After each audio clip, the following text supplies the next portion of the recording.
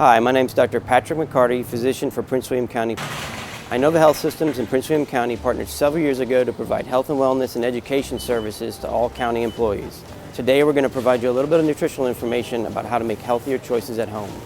Navigating your local grocery store and choosing healthy foods can be challenging. Today we're going to provide you some helpful tips and guidance for choosing the best healthy foods when you shop. Hi, my name is Michelle Poling. I'm a registered dietitian with Inova Health Systems. In general, everyone can benefit from a diet that is rich in vegetables, fruits, whole grains, fiber, lean proteins, and healthy fats. We're here in a local grocery store to try to point out some tips and guidelines on how you can make those cost-effective choices while providing really healthy meals for your family. So first, let's talk a little bit about the structure of most grocery stores. When you come in, it could be beneficial to shop mostly the perimeter of the store, so those outside areas where you'll find a lot of your fresh produce, meats, dairy products, things like that. And one of the first areas you'll come to is this produce section. Our bodies will use the vitamins that we get in foods in their most natural state. Choosing foods like apples versus apple juice might give you more fiber and less of the sugars in terms of the amount that you're eating at one time. So you're gonna find high levels of vitamin A, vitamin C, K, D, all throughout this whole department. One way that you can ensure that you're getting all of the vitamins and minerals that you need is to choose a variety of colors and different types of foods. So your orange vegetables, such as carrots or orange peppers, will have high beta carotene, and that's going to be another vitamin mineral source that you will need for your body, versus fruits and vegetables that are purple. Making sure you fill your cart with a lot of colorful fruits and vegetables, you will ensure that you are creating a really wide variety of vitamins and minerals and antioxidants for you and your family. Not every fruit and vegetable is in season all the time. So that's one thing you can do, is make a note of fruits and vegetables that are in season in the winter time and then in the summertime, both in terms of how ripe and fresh those foods will be, and then also in terms of managing your budget and looking at prices and cost of maybe things that were grown locally and in season versus things that were transported here. And you don't always have to buy lettuce that is cut up and prepared and packaged for you. Maybe decide that you want to chop your own celery or buy a whole head of fresh lettuce and cut it up yourself at a later time. Can be a way to save on cost. Another thing you'll see is that a lot of produce, say cherries or grapes, things like that, are priced per pound. You are absolutely free to take just what you need or to adjust the amount in the bag so that you can feed your family or yourself without bringing home a lot of extra food that might spoil very quickly. And speaking of spoilage, you might also decide that you want to take a glance at the foods that are available in the frozen aisle, or even canned or jarred foods can be just as healthy as fresh foods found here. And they might stay a little fresher, a little bit longer. Now, one of the questions I get a lot is, do I really need to buy organic to stay healthy? You can see I have two peaches in my hand. One is organic and the other one is not organic.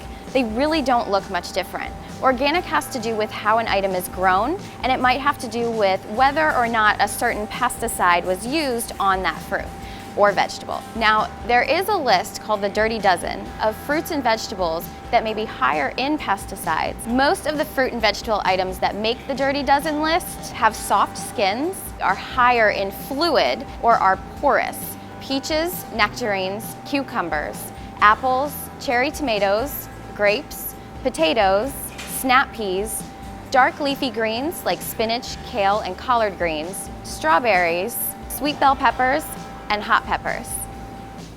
Walking a little further around the perimeter of the store, we come to the meats and dairy section.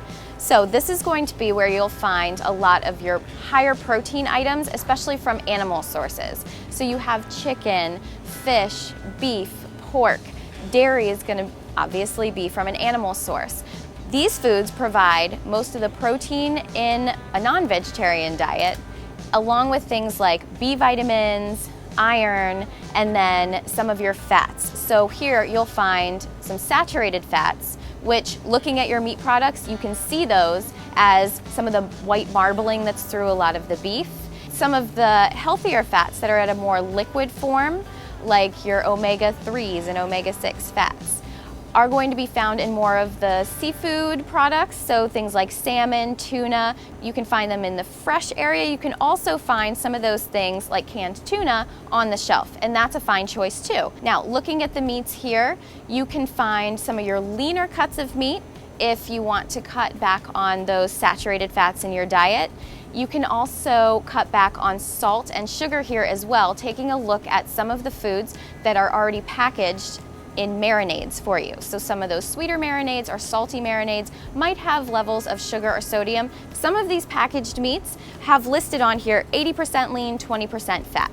So that means that this is going to be only 20% of the full amount of fat that could be in there, 80% lean. Now, some of your milk and dairy options might include things like regular cow's milk. That's going to be listed in skim, 1%, 2%, and up to whole milk. Usually you want to try to keep on the low-fat side of your dairy products, whether it's yogurt, cheeses, milks, so 1% or skim. Now, if 2% is really what you prefer and you don't tend to have milk too much throughout the day, that's fine too. So dairy is going to provide another source of vitamins and minerals in that it's usually very high in calcium and vitamin D. Most dairy is fortified with vitamin D, but this is one area where it's actually great to get it in that fortified source because vitamin D is one of those vitamins that we can only get from the sun. So you can't eat a lot of foods that are going to provide that for you.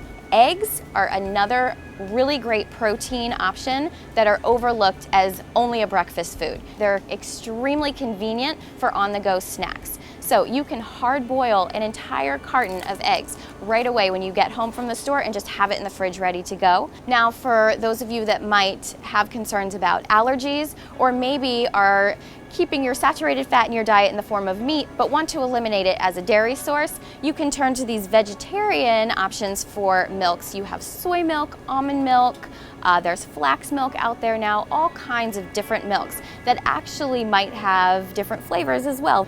Also available in shelf-stable forms where you can maybe check out some sales, buy 2 at a time. They'll keep really well in your pantry versus spoiling in your refrigerator. So we talked about 2 different kinds of fat when we were talking about the dairy and meats. Saturated fats and unsaturated fats. Again, saturated fats are going to be those fats that are most stable at room temperature. Unsaturated fats tend to be those that are a lot more fluid, things like olive oil, canola oils, vegetable oils. You can see they're very liquid at room temperature. Another place that you can find those healthy fats is in nut butters. So things like almond butter, and peanut butter. The really good fats are going to be found in natural almond nut butters, peanut butters. So usually there's this regular peanut butter where you don't have any oils at the top. Some of your more natural nut butters have that oil at the top. Now, one of the things that can be one of those more unhealthy fats is something called trans fat, which is usually made in a lab. What happens with the trans fats is your body doesn't really know what to do with them, and it can get stuck in your arteries. If you eat too much of it, turns into plaque. That's where we start to get problems.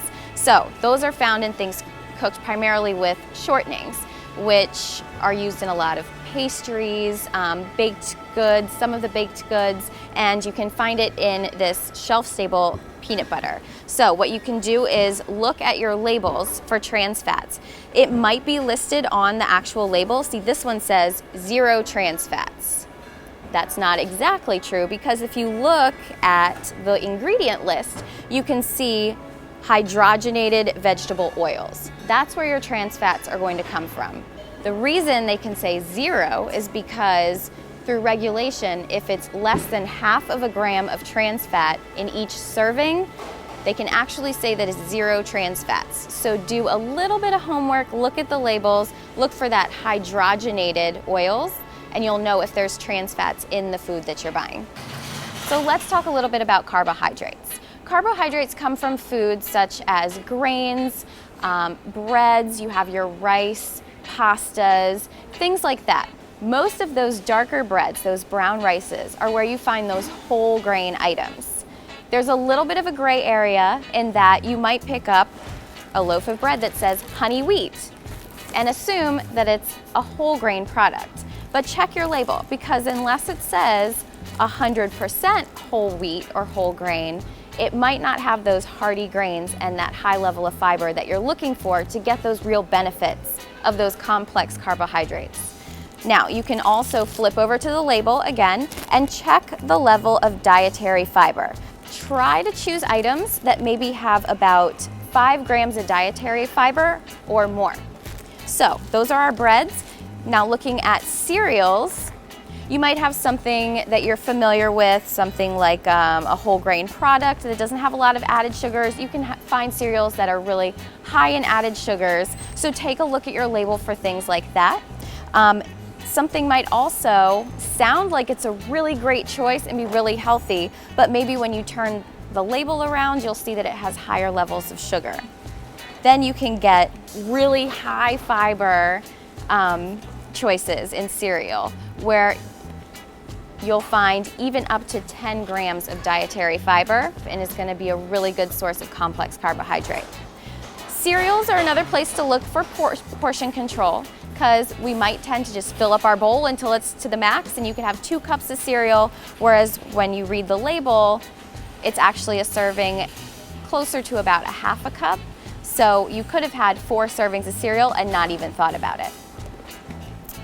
Now, in terms of your pastas, this is a really great place to start adding whole grains. You have your typical white pastas, more refined, and then you have the whole grain. Refined grains have stripped away the really hearty fibers and some of the proteins to make it a much finer source of carbohydrate. But that's also stripping away some of those nutrients that are good for us. And if you have anything like diabetes, where you want to keep your blood sugars really stable, the refined grains actually will cause your blood sugars to go up a lot faster and not stay as stable. Start trying some of your favorite recipes with some olive oil and those healthy fats drizzled over. And you can also add in a ton of vegetables this way too. Maybe chicken and broccoli in a pasta mix, so that you're still getting those grains really balanced with those fats and the proteins. Another thing to start doing with carbs is to take them more as a side dish. Another great source of carbohydrates is using beans, lentils, quinoa. Take a look at those food labels. You'll notice that they're going to be a source of that whole grain carbohydrate, along with some of the dietary fiber that you're looking for and higher levels of protein. There are a few vegetable sources of carbohydrate as well.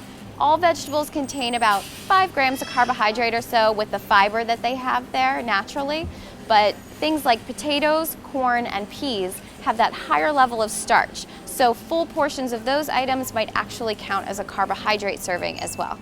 Now, for a lot of us, time becomes one of the biggest factors in creating a healthy meal for our families. There are a lot of convenience items out there, a lot of just add water instant meals. Sometimes you just need to pick something up quickly. Some tips on how to make that a healthy choice is to add some items to that. If you have some chopped up vegetables in the refrigerator, include that as a side item with that meal. It's not terrible to do that every once in a while. It's great to make sure you're not doing it every night though. Let's talk about snacks. A few key tips for choosing healthy snacks. First, balance can be really important.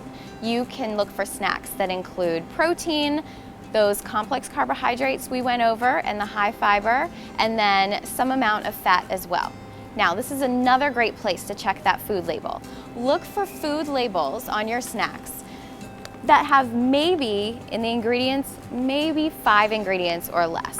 That's ideal. Really long lists of foods that you can't pronounce or things that don't even really sound like they are food, probably not the healthiest choice. So good examples of snacks might be some of those higher fiber granola bars. They could be salty or sweet. You might pick up some almonds or other kind of nut mixes, peanut mixes, trail mixes. Again, with trail mix and these items that come in these really tiny bags, check the label for portion sizes. This little tiny bag right here has 6 portion sizes. So you need to really make sure that you're grabbing just the handful that it's indicating on the label. Other great options if you have the time to prep the snacks yourself. some natural nut butter with celery. You can do hummus or other bean dips with some cut up vegetables. Actually, really crunchy vegetables in the place of chips with your dip might be a good option every once in a while to change things up, get some more vegetables in. And having some apple with peanut butter is always a good option as well. So a few take-home tips for shopping for a healthy diet for you and some of your family members at home. Try to choose foods in their most natural form, choosing mainly fruits, vegetables, whole grain products, lean proteins, healthy fats, and eliminating some of the products or limiting products that are more processed and higher in those added sugars and salts. Also, don't judge a book by its cover. Some products might look like they're very healthy, but check your labels really closely. Some grocery stores have actually done some of the work for you in indicating which food items might be a healthier choice based on some of the guidelines we talked about today. So that might include a little label nearby or an actual sticker or marking somehow on the product to let you know that it has passed their test as a healthier choice item and a healthy purchase for you and your family. Make changes gradually so you don't overwhelm yourself with a whole lot of new changes at home all at once.